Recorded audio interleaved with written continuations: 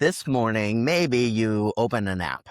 A calm voice, you asked to notice your breath, and then you sat for 10 minutes. You felt a little better, and then you went to work. That voice traveled a long way to reach you, further than you think. It came from a practice that is about 2,500 years old. It crossed an ocean, it changed clothes twice, and then it came back home, back to where it started as something its first teachers might not recognize. This is the story of mindfulness, and it is the clearest example I know of a pattern this whole channel keeps coming back to. People reaching across to borrow what another world figured out. I want to tell you this story, but I have to tell you the ending first because the ending is the part that surprises almost everybody. Let me begin where it began. And let me be honest about my place in it. I'm not Buddhist, not going to stand here and tell you what this practice means from the inside, but I am going to point you toward people who can. The word in the old language called Pali is sati. The scholars who have spent their lives with these texts will tell you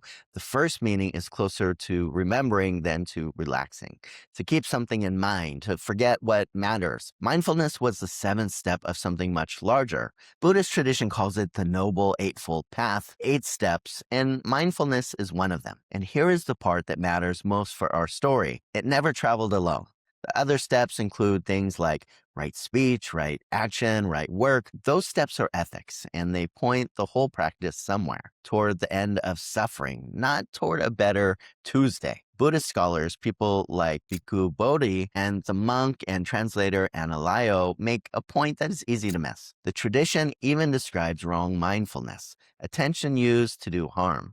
So this was never a neutral tool. It was one piece of 8, and the 8 were pointed at something. Remember that. We are about to watch the pieces come apart. In 1979, at a hospital in Massachusetts, a molecular biologist named John Kabat-Zinn is working in a spare room in the basement. And he's meeting patients that the medicine cannot help, people in chronic pain, and he does something deliberate. He takes this old contemplative practice and he takes the religious language out on purpose. He builds an 8-week program and he calls it mindfulness-based stress reduction. He defines mindfulness in a single sentence, paying attention on purpose in the present moment without judgment. So listen to what is in that sentence and listen to what is gone.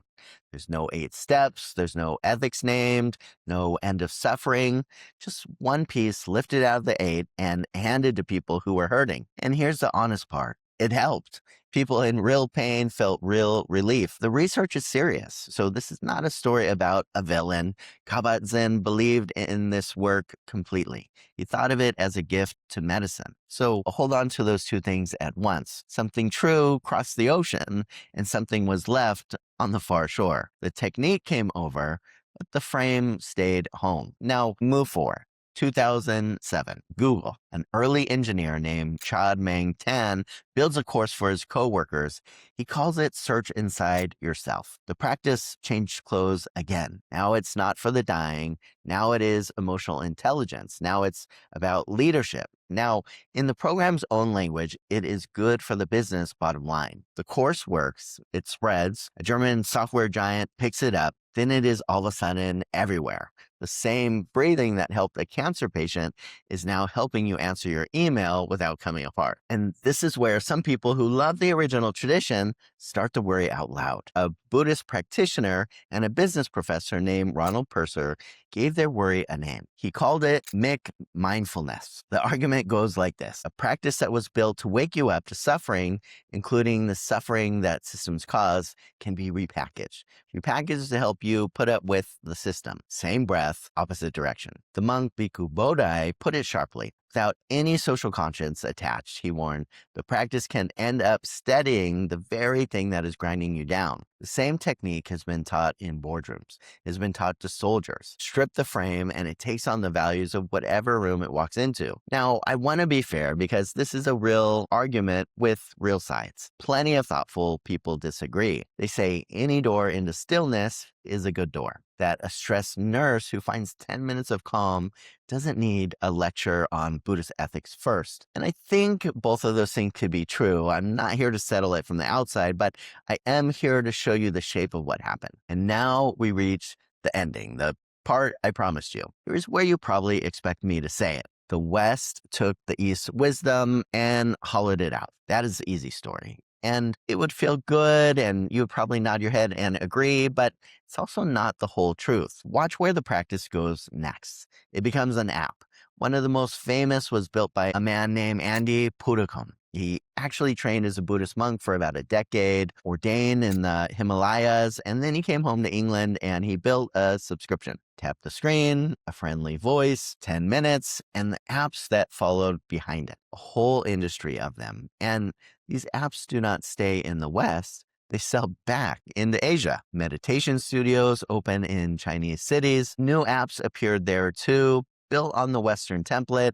People paid a monthly fee. And then for $20.99 every month in the same cities where this tradition has lived for centuries, think about that for a moment. A practice that left Asia in robes came back to Asia as a download. The secular version, the productivity version, the premium import version, and the loop closes. And here is the thing I need you to see.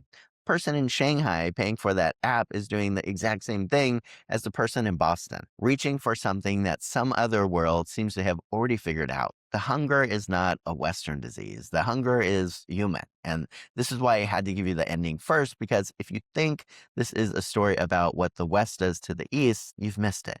The direction reverses, and then it reverses again. Everybody borrows, everybody reaches. So on this channel, we have a word for this. When one culture runs the whole show using pieces borrowed from another, and the result looks like the real thing, but it is not built like the real thing, we call that costume. The wellness program is wearing the costume of a contemplative tradition.